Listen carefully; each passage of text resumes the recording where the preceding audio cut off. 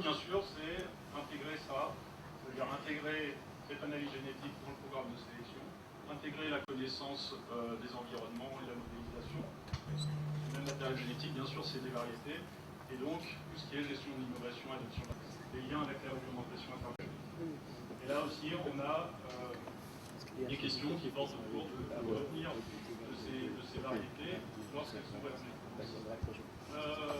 D'un point de vue opérationnel, en tant que dispositif, le support de l'enseignement, et on doit, dans ce cadre-là, favoriser la formation des nouveaux sélectionneurs de capacité. C'est que l'EDP, l'affaire EDP, c'est à favoriser toutes ces flèches et à mettre de la coordination dans tout ça et faire en sorte qu'il y ait un ensemble cohérent qui fonctionne au niveau régional entre tous les partenaires. Donc c'est bien ça, Yabao, c'est une plateforme d'échange et de coordination entre les différents projets, de rencontre et de dialogue entre les différentes disciplines.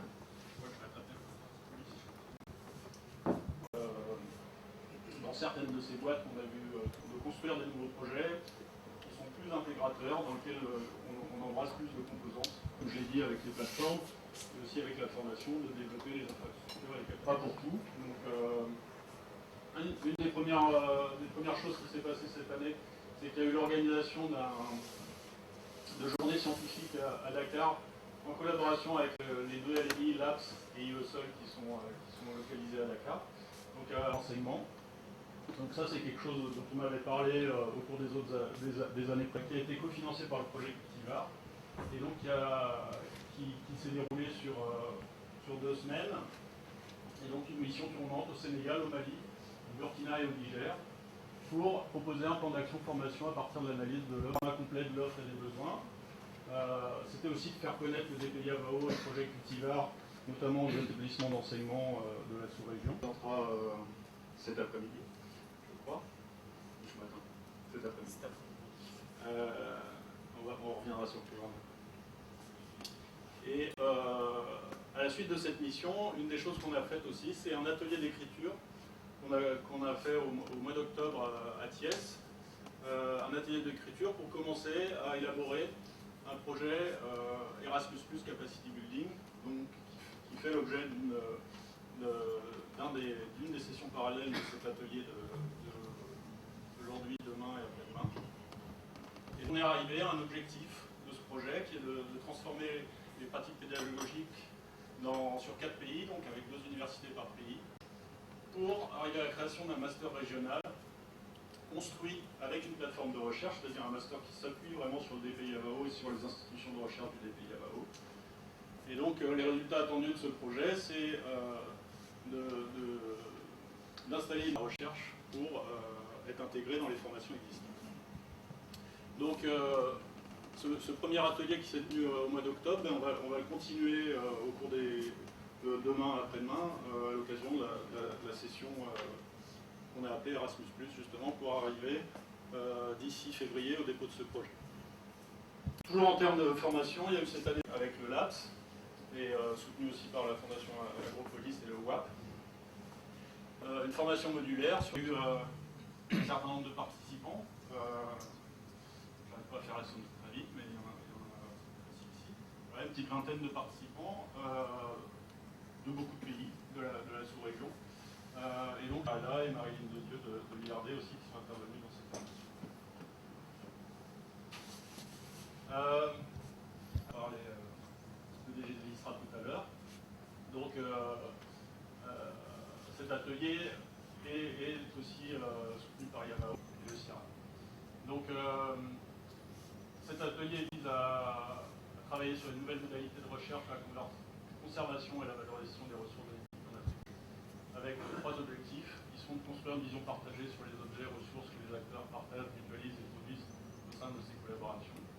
Il y a un site web qui est bientôt ouvert. Donc voici l'adresse. Alors si vous allez sur cette adresse aujourd'hui, vous allez voir le site en cours de construction pour vous dire que ce site web est notre site web à tous. Et donc je vais vous solliciter, on va vous solliciter dans les semaines qui viennent pour fournir du matériel, pour alimenter ce site et le faire plus riche possible. Je crois que le DPI, le site web, doit être un peu pour animer cette communauté. Plateforme et réseau de phénotypage, plateforme de génotypage, intégration. Enfin, je pense qu'il faut être imaginatif là-dessus. Il y a ici la possibilité de s'inscrire à une liste de diffusion. Donc ça, c'est ouvert à tous.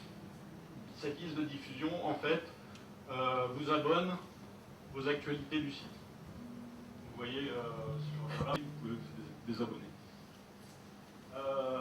Un élément important aussi, c'est les doctorants. Donc on a travaillé sur le fait de mettre en ligne une information sur tous les doctorants qui travaillent dans le DP, avec une base de données Moclair qui est ici parmi nous pour ces 3 jours, du Danforth Institute aux États-Unis, Pharmascale ici, paysan, un niveau local, un niveau national, un niveau régional, un niveau international.